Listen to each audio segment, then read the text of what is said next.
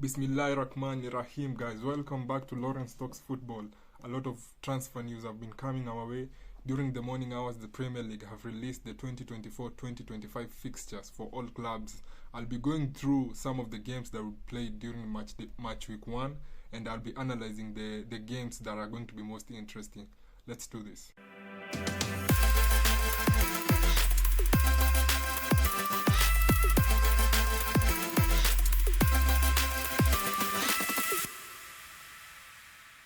Now, if you take Victor Osimhen, in the last 25 games zenye amecheza kwa Serie A in the league, he has managed to score 22 goals. Now, I want you to consider the fact that Napoli, hii season yenye imeisha, they haven't been playing very well. Na ndio maana umeona they sacked the manager mwenye walikuwa na yeye and they brought on Antonio Conte.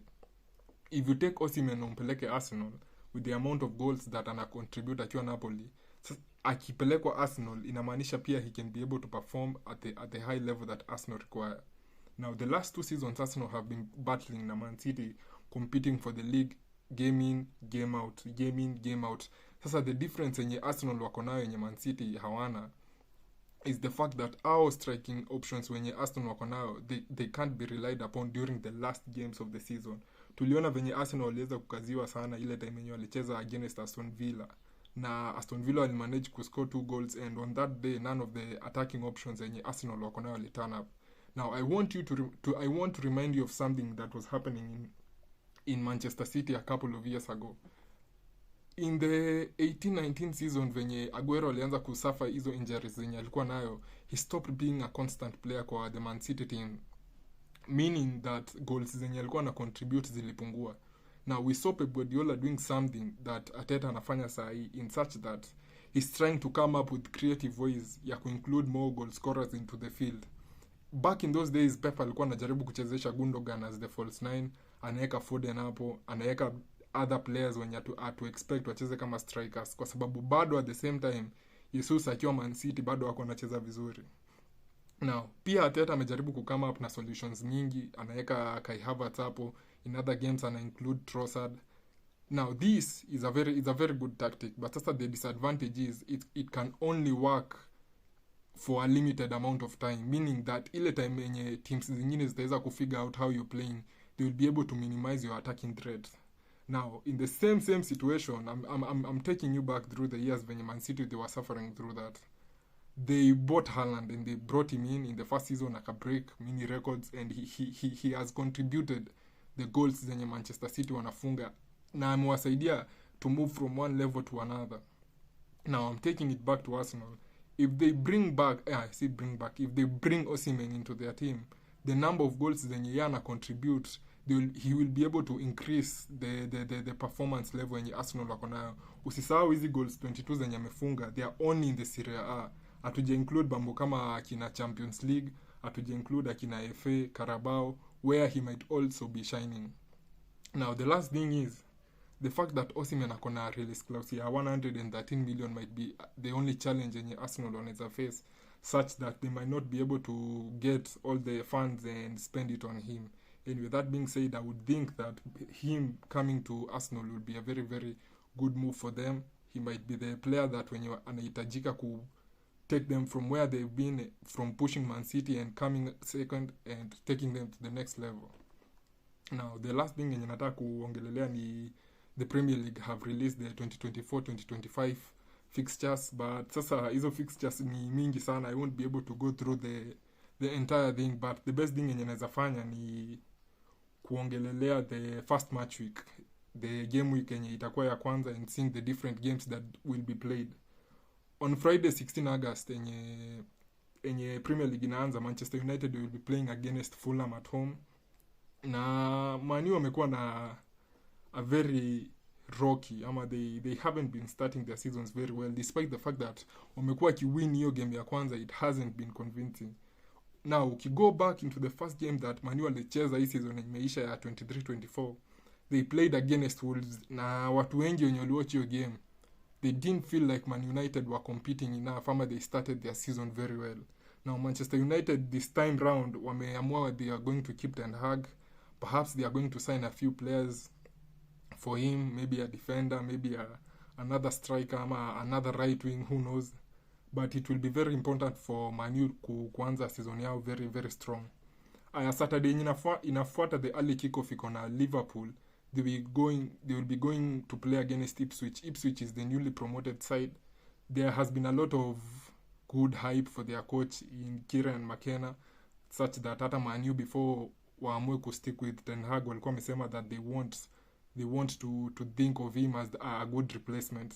So it's going to be exciting to see the new coach bado wa Liverpool, Mr. Arne Slot, akicheza his first game in the Premier League. Who knows how he's going to match up tactically. Na the best thing about hii game ni coaches wote wawili, they are new to the Premier League. So maybe you are going to see some different brand of football as they come up against each other. Another game yenye itachezwa hiyo siku itakuwa between Arsenal and Wolves. Now hakuna haja ya kuongelea Arsenal ati ni kama they don't know what they are doing at this level. They've been competing very well for the last few seasons. Wolves pia wamekuwa good with Gary O'Neill, but I don't think at Arsenal at the Emirates wataface a lot of challenges in terms of the opponents wenye watakuwa wanacheza nao. Everton, Brighton wame lose their coach De Zerbi, so maybe perhaps they are not as good as we think they are going to be. Everton wako na Sean Dyche, they are going to be good, they are going to be defensive as always. Other than that, hapo hakuna kitu kingine challenging ya hiyo game. Newcastle wanacheza against Southampton wamerudi kwa Premier League. So Newcastle they might face the Southampton team yenye inataka kucompete more. Nottingham against Bournemouth. Hizi ni zile games zenye hujui kupredict venye inawezaenda. Lakini the last season yenye Bournemouth walicheza, they have been playing very well in terms of attacking, the Solanke link up, what not. So hata hiyo ni ngumu kupredict. Another thing ni the last game of that day itakuwa between West Ham na Aston Villa. Now West Ham, usisahau they have lost their manager David Moyes. Ameamua ku move on and he's going to find maybe a new club yenye atamanage. Aston Villa last season walimaliza season vizuri, they were able to be number 4. They are going to play the Champions League. So maybe this new season is going to come with a lot of expectations zenye last season hawakuwa nayo. So maybe the pressure itakuwa a bit difficult for them. Who knows, maybe players wao kuna wenye wanaweza uzwa, who knows, kwa sababu nimeona Aston Villa bado wanasukumwa na FFP.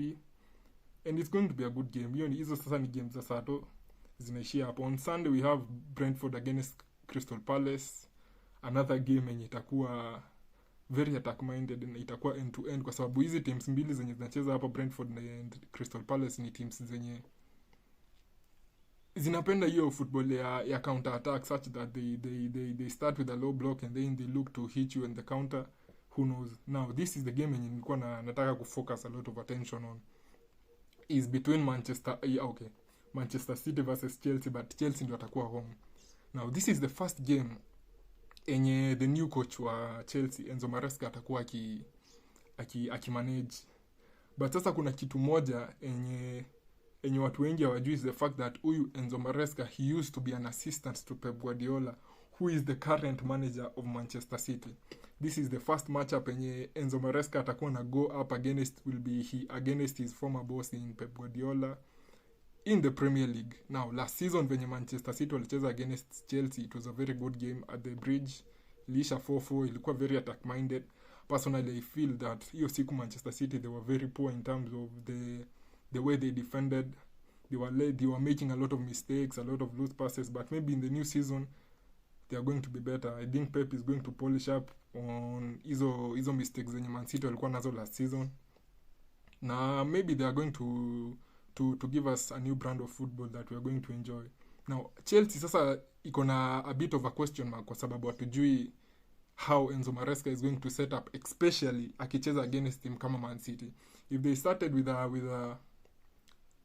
a less challenging team than Man City, maybe ange set up differently, angekuwa more attack minded. So hii game ya kwanza yenye Maresca atakuwa akimanage itakuwa na a lot of expectations. So ataweza kucheza against big sides ama ataogopa, atapack the bus. Who knows what is going to happen, but I think itakuwa very exciting. Which you consider the fact that Maresca aliwork under Pep, maybe he has a insider knowledge ya venye Pep wana set up his team. Maybe he knows the weaknesses zenye Pep anakuanga nazo, and he might be able to get something in that game. The last game of that match week itakuwa between Leicester and Spurs. Leicester obviously wamekuwa promoted, ndio walikuwa na huyo coach mwenye anaitwa Maresca mwenye ameenda Chelsea, so maybe they've lost a coach. Who knows coach mwenye anawamanage sahi kama ataweza kuhandle the pressure of the Premier League. Na hii team yenye wanacheza against ni Spurs. Now Spurs last season kuna venye wali fall off after the year began, kwa sababu venye season ilianza last season Spurs walicheza vizuri kwanza the first 10 games. They were very good in terms of they were fluid and attack minded, and people were starting to think that Spurs wangeweza kuchallenge maybe for the Premier League. Now when the season iliendelea kuprogress, they started fading. And when I say that, si ati kufade ati of only one player, hadi mtu kama Son started contributing less, Maddison alianza kukua injured, and Spurs wakaanza kufall off. On that note, I want to end it here, and I hope you guys have enjoyed the video and you're going to leave your thoughts down below. I'll see you tomorrow.